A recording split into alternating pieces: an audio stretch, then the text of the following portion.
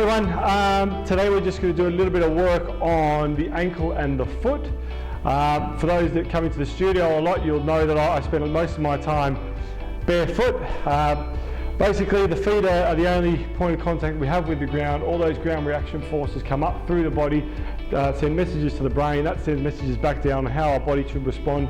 So we need to keep them supple and strong and responsive to what's going underneath us. So we're going to start. You'll need a little ball. You can either use a little soft ball, a golf ball is probably a bit too hard, but something small and soft. Tennis balls are okay, a little bouncy ball, anything that you can put a little bit of pressure into the underside of your foot with, and then later on we'll need a tennis ball as well. So to start, coming on down, I just want you to get that small ball and put it underneath one of your feet. If you need a hold onto something because you're going to have a bit of weight over on one foot for a while, that's okay. So from there, just move the ball around underneath the foot, sort of giving it a bit of a massage. And it's underneath there is called your plantar fascia. So all the sort of myofascial, so the muscles, the connective tissue, the fascial sort of net that wraps around everything, that can all get bunched up and quite tight. And when it does, it can then restrict the whole chain all the way up the back. So you might find that after doing this, you get a bit of released tension through the hamstrings or all the way up through the back even. Now what we're trying to do here is we sort of roll around. When you find a point that's a little bit sticky or you feel like it's a bit tightened up, I want you to put some pressure into it.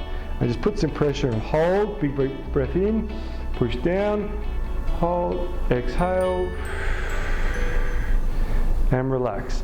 And just try and take some big deep breaths while you do this, and the brain will help the body sort of relax into it.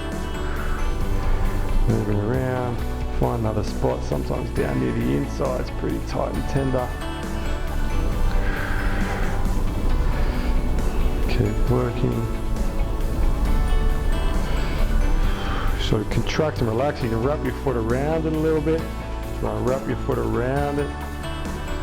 Find some nice little tender spots. So it's kind of the border or the barrier between pleasure and pain.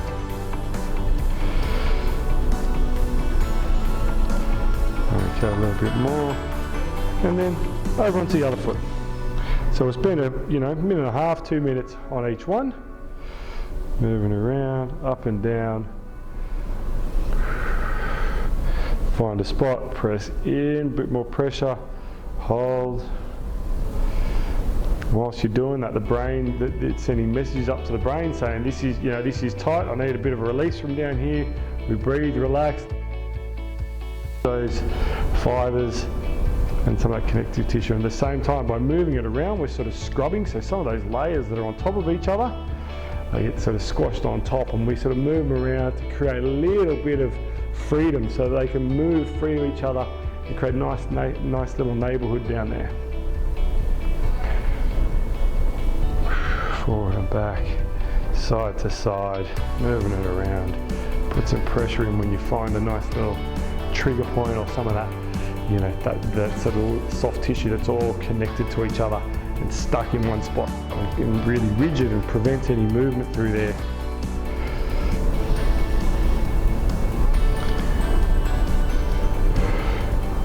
Okay, 20 seconds on this one.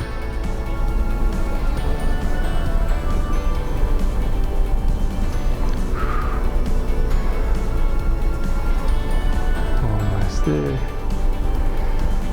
4, 3, 2, and 1. Okay, get rid of that ball. It might come rolling back to me if it wants. So from there, we've provided a bit of mobility for the surfaces underneath the foot. And now we're going to provide a bit of stability and start to strengthen some of those muscles that we've just released. So the first exercise is called short foot. If we just come on down, what we're trying to do is draw the balls of the feet, so the line of the metatarsals here, in towards the calcaneus, in towards the heel. And we're trying to strengthen these arches, because as we sort of lose control through that foot and our arches start to collapse in, what we get is overpronation of the foot, the ankle rolls in, we get internal rotation at the knee, the hip, and that can cause issues all the way up the chain. So we're trying to strengthen these arches, and essentially I'm just trying to drag this part of my foot back towards this. but without that happening. So I want to curl my toes. I want to try and see if I can keep the toes relatively relaxed and draw the foot in. Now I'm going to do this standing up, but we're going to have to try and do each one for an isometric contraction where we hold for about 10 seconds each side. So I'll start with this left foot forward, and let's draw back and hold. 8, 7, 6, 5, 4, 3, 2, and relax. And again, back, 10, 9, 8, 7, 6, 5, 4, 3, 2, and 1. Relax, and then one more.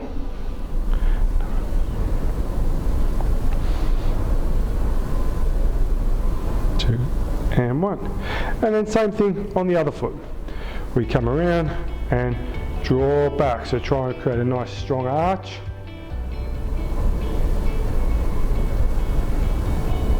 And 1. I'll show you from that side as we come back and up. 9, 8, 7, 6, 5, 4, 3, 2, and relax. Shake it out a bit. Last one. 10, 9, 8, 7, 6, 5, 4, 3, 2, and 1. Okay, so then at the same time, we need to have some sort of strength and mobility in the actual toe, in the toes and all the muscles under the feet. So as we walk around and we respond to things like balance and we're pushing back and forward, if you just rock forward and back, you'll notice you need your big toes to push back.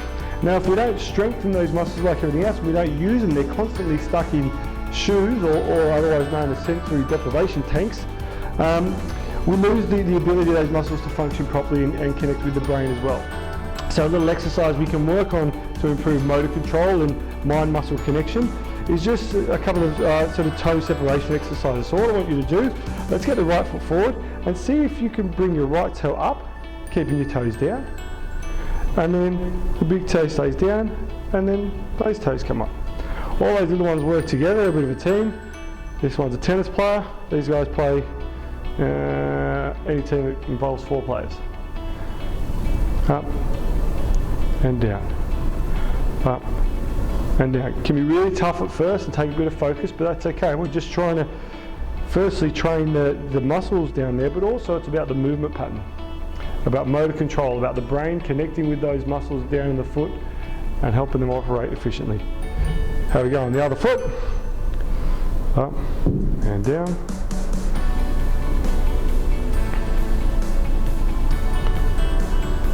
You might notice the hands start working as well, or the tongue or the face moving around.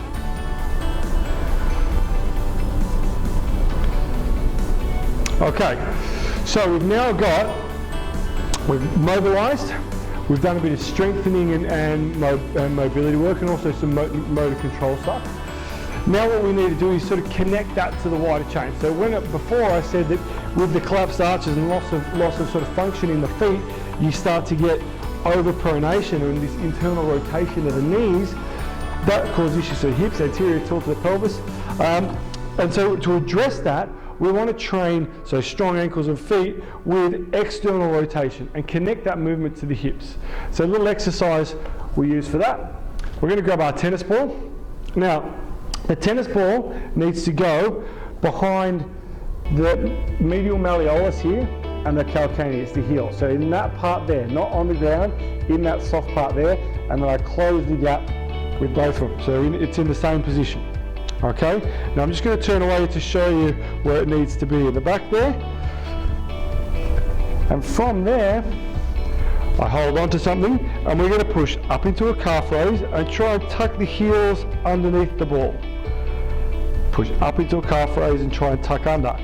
And what you're doing by tucking those heels under is you're actually externally rotating at the hips.